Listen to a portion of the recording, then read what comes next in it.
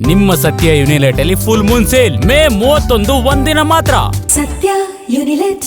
ಇಂದು ನಿಯೋಜಿತ CM DK Shivakumar ದೆಹಲಿಗೆ ಭೇಟಿ ನೀಡಲಿದ್ದಾರೆ.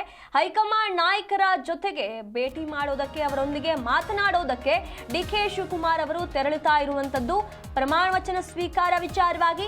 ಹಾಗೆ ಸಚಿವ ಸಂಪುಟದ ಬಗ್ಗೆ ಡಿಕೆ ಶಿವಕುಮಾರ್ ಅವರು ಹೈಕಮಾಂಡ್ ಜೊತೆ ಚರ್ಚೆಯನ್ನ ನಡೆಸಲಿದ್ದಾರೆ. ಎಷ್ಟು ಸಚಿವರು ಪ್ರಮಾಣ ವಚನ ಸ್ವೀಕರಿಸಬೇಕು, ಮುಂದಿನ ಪ್ರಕ್ರಿಯೆ ಸೇರಿ ಹಲವು ವಿಚಾರಗಳ ಬಗ್ಗೆ ಚರ್ಚೆಯನ್ನ ನಡೆಸೋದಕ್ಕೆ ಡಿಕೆ ಶಿವಕುಮಾರ್ ಅವರು ಇಂದು ದೆಹಲಿಗೆ ತೆರಳುತ್ತಾ ಇದ್ದಾರೆ.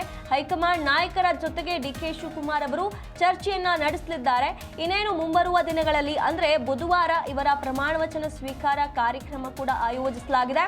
ಹಾಗಾಗಿ ಈ ಪ್ರಮಾಣ ವಚನ ಸ್ವೀಕಾರದ ಬಗ್ಗೆ ಚರ್ಚೆ ನಡೆಸಬೇಕು, ಯಾವ ರೀತಿಯಾಗಿ ನಡಿಬೇಕು, ಏನೆಲ್ಲ ಕ್ರಮಗಳಿದೆ ಅನ್ನೋದ್ರ ಬಗ್ಗೆ ಚರ್ಚೆಯನ್ನ ನಡೆಸ್ತಾರೆ. ಹಾಗೆ ಸಚಿವ ಸಂಪುಟ ರಚನೆಗಾಗಿ ಏನೆಲ್ಲ ನಿರ್ಧಾರಗಳನ್ನ ತೆಗೆದುಕೊಳ್ಳಬೇಕು ಅಂತ ಹೇಳಿ ಡಿಕೆ ಶಿವಕುಮಾರ್ ಅವರು ಹೈಕಮಾಂಡ್ ಅನ್ನ ಭೇಟಿ ಮಾಡಿ ಮಾತನಾಡಲಿದ್ದಾರೆ. ಇಲ್ಲಿ ಯಾರೆಲ್ಲ ಸಚಿವರು ಪ್ರಮಾಣ ವಚನ ಸ್ವೀಕರಿಸಬೇಕು ಅನ್ನುವಂಥ ಚರ್ಚೆಗಳನ್ನು ಕೂಡ ಡಿಕೆ ಶಿವಕುಮಾರ್ ಅವರು ಹೈಕಮಾಂಡ್ ಜೊತೆ ನಡೆಸಲಿದ್ದಾರೆ. ಮುಂದಿನ ಎಲ್ಲಾ ಪ್ರಕ್ರಿಯೆಗಳನ್ನ ಸೇರಿ ಹಲವು ವಿಚಾರಗಳನ್ನ ಡಿಕೆ ಶಿವಕುಮಾರ್ ಅವರು ಇಂದು ಹೈಕಮಾಂಡ್ ಜೊತೆ ಚರ್ಚಿಸಲಿದ್ದಾರೆ ಅಂತ ಹೇಳಲಾಗ್ತಾ ಇರುವಂತದ್ದು. ಹಾಗಾಗಿ ಇಂದು ನಿಯೋಜಿತ ಸಿಎಂ ಡಿಕೆ ಶಿವಕುಮಾರ್ ಅವರು ದೆಹಲಿಗೆ ತೆರಳುತ್ತಿದ್ದಾರೆ ಅನ್ನುವಂತ ಮಾಹಿತಿಗಳು ಬರ್ತಾ ಇರುವಂತದ್ದು. ಇನ್ನೇನು ಅವರಿಗೆ ಸಿಎಂ ಆಗ್ತಾ ಇದ್ದಂತೆ ಸರ್ಕಾರ ರಚನೆಯ ದೊಡ್ಡದೊಂದು ಜವಾಬ್ದಾರಿ ಹೆಗಲ ಮೇಲೆ ಬರುತ್ತೆ. ಹಾಗಾಗಿ ಅದಕ್ಕೆ ಈಗಲಿಂದಲೇ ತಯಾರಿಗಳನ್ನ ನಡೆಸಿಕೊಳ್ತಿದ್ದಾರೆ. ಹೈಕಮಾಂಡ್ ಅನ್ನ ಭೇಟಿ ಮಾಡಿ ಅಲ್ಲಿ ನಿರ್ಧರಿಸುವಂತದ್ದು ತುಂಬಾ ಮುಖ್ಯ. ಹಾಗಾಗಿ ಹೈಕಮಾಂಡ್ ನಾಯಕರ ಅಭಿಪ್ರಾಯಗಳೇನು, ಅವರು ನೀಡುವಂತ ರೂಲ್ಸ್ಗಳೇನು, ನಿಯಮಗಳ ಅನುಸಾರ ಎಲ್ಲವನ್ನೂ ಕೂಡ ನಿಭಾಯಿಸಬೇಕು ಅನ್ನುವಂತ ಉದ್ದೇಶದಿಂದ ಡಿಕೆ ಶಿವಕುಮಾರ್ ಅವರು ದೆಹಲಿಗೆ ತೆರಳುತ್ತಾ ಇರುವಂತದ್ದು. ತೆರಳಿ ಅಲ್ಲಿ ತಮ್ಮ ಪಟ್ಟಿಯಲ್ಲಿ ಯಾರದ್ದೆಲ್ಲ ಹೆಸರಿದೆ ಅದನ್ನು ಕೂಡ ಹೈಕಮಾಂಡ್ ಮುಂದೆ ಪ್ರಸ್ತಾಪವನ್ನ ಮಾಡ್ತಾರೆ.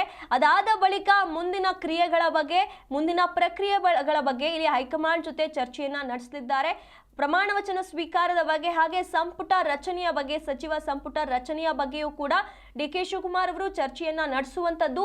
ಹಾಗಾಗಿ ಮುಂಬರುವ ದಿನಗಳಲ್ಲಿ ಸರ್ಕಾರವನ್ನ ಯಾವ ರೀತಿಯಾಗಿ ನಡೆಸ್ಕೊಂಡು ಹೋಗಬೇಕು, ಇವರ ಆಡಳಿತದಲ್ಲಿ ಸರ್ಕಾರ ಯಾವ ರೀತಿಯಾಗಿ ನಡಿಬೇಕು ಅನ್ನುವಂತ ಚರ್ಚೆಗಳನ್ನ ಹೈಕಮಾಂಡ್ ಜೊತೆ ನಡೆಸಲಿದ್ದಾರೆ.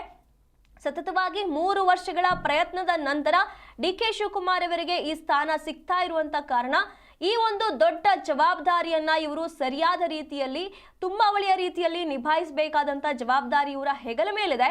ಹಾಗಾಗಿ ಎಲ್ಲವನ್ನೂ ಕೂಡ ಒಳ್ಳೆ ರೀತಿಯಾಗಿ ಸರಿದೂಗಿಸಿಕೊಂಡು ಹೋಗುವಂತ ಉದ್ದೇಶದಿಂದ ಡಿಕೆ ಶಿವಕುಮಾರ್ ಅವರು ಹೈಕಮಾಂಡ್ ಅನ್ನ ಭೇಟಿ ಮಾಡಿ ಇಲ್ಲಿ ಪ್ರಭಾವಿ ನಾಯಕನಾಗಿ ಆಡಳಿತವನ್ನ ನಡೆಸೋದಕ್ಕೆ ಏನೆಲ್ಲ ಕೆಲಸಗಳನ್ನ ಮಾಡಬೇಕು, ಏನೆಲ್ಲ ಪ್ರಕ್ರಿಯೆಗಳನ್ನ ಮಾಡಬೇಕು ಅನ್ನುವಂತ ಚರ್ಚೆಗಳನ್ನ ನಡೆಸೋದಕ್ಕೆ ಹೈಕಮಾಂಡ್ಗೆ ತೆರಳುತ್ತಾ ಇದ್ದಾರೆ.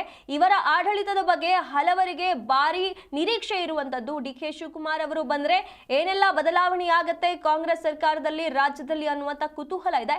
ಹಾಗಾಗಿ ಅದಕ್ಕೆ ತಕ್ಕಂತೆ ಕೆಲಸ ಮಾಡುವಂತ ಉದ್ದೇಶದಿಂದ ಇವತ್ತು ಹೈಕಮಾಂಡ್ ಜೊತೆ ಭೇಟಿ ಮಾಡಿ ಚರ್ಚೆ ನಡೆಸಲಿದ್ದಾರೆ.